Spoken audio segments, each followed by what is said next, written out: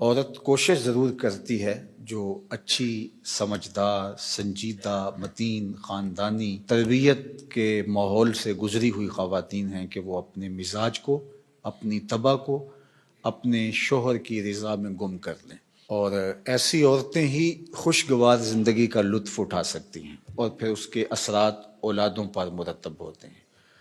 اور مرد کے حقوق کو بیان کرنے کے لیے اللہ کے محبوب علیہ السلام نے جو تمثیل بیان فرمائی ہے اور جو پیرایہ گفتگو حضور نے اختیار فرمایا ہے، اس سے بہتر ہو ہی نہیں سکتا۔ ہوا اس طرح کہ صحابہ حضور کی خدمت میں حاضر ہوئے اور کہا کہ ہمارا اونٹ دیوانہ ہو گیا ہے۔ فرمایا چلو میں تمہارے ساتھ چلتا ہوں۔ صحابہ کہتے ہیں ہم ڈرے، کیونکہ اونٹ جب دیوانہ ہو جائے تو پھر اس کو سنبھالنا آسان نہیں ہوتا اور وہ سخت حملہ آور ہوتا ہے۔ تو خیر حضور تشریف لے گئے، ہم بھی حضور کے ساتھ تھے۔ جو ہی دروازہ کھولا تو اونٹ دوسرے کنارے پر تھا، دوڑتا ہوا آیا۔ تو حضور کی زندگی کتنی قیمتی ہے، تو صحابہ کے سینوں میں دل تھر تھر کانپنے لگے، لرزہ بر اندام تھے کہ جانور ہے نقصان نہ پہنچا دے۔ تو کہتے ہیں وہ جب قریب آیا تو حضور کے قدموں میں سر رکھ دیا، اللہ اکبر، اور سجدہ ریز ہو گیا۔ تو جب اونٹ نے حضور کے قدموں میں سجدہ ریزیاں کی تو صحابہ جو پہلے ڈر رہے تھے، اب ان کی کیفیت عقیدت اور بڑھ گئی کہ جانور ہو کے حضور سے اتنا پیار کرتا ہے، ہم تو سینے میں دل رکھتے ہیں۔ تو انہوں نے ایک جملہ کہا، نحن احق ان نسجد للنبی، حضور ہمارا جی بھی چاہتا ہے کہ ہم بھی آپ کو سجدہ کریں۔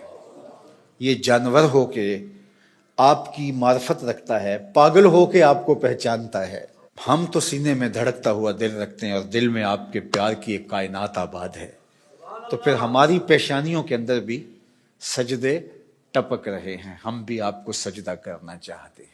تو آقا کریم نے فرمایا اگر میری شریعت میں سجدہ جائز ہوتا تو میں بیوی کو حکم دیتا کہ شوہر کو سجدہ کرے، لیکن کسی کے لیے سجدہ روا نہیں رکھا گیا۔ تو یہ حضور نے سجدے کی ممانعات کو بھی بیان کر دیا اور شوہر کے جو حق ہیں بیوی کے اوپر ان کو بھی بیان کر دیا۔ تو اس سے بہتر انداز گفتگو کا تکلم کا نہیں ہو سکتا جو اللہ نے اپنے محبوب کو عطا کیا۔ اسی لیے ایک دن میرے حضور علیہ السلام نے فرمایا انا افصح العرب، بات کرنے کا جو سلیقہ میں جانتا ہوں کوئی جانتا ہی نہیں ہے، گفتگو کا طریقہ جو میں جانتا ہوں وہ کوئی جانتا نہیں ہے۔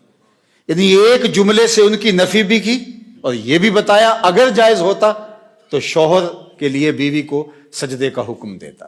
خاتون ہو جو اپنے شوہر کے حقوق کو پہچانے اور حضور کے اس فرمان کو سامنے رکھے تو گھر جنت کا ٹکڑا بن جائے گا۔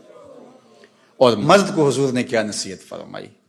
مرد کو کہا کہ عورت کی اگر کچھ باتیں تجھے ناپسند ہوں تو اس بات کو دیکھو جو تمہیں پسند ہو، اللہ اکبر۔ اور میں کہا کرتا ہوں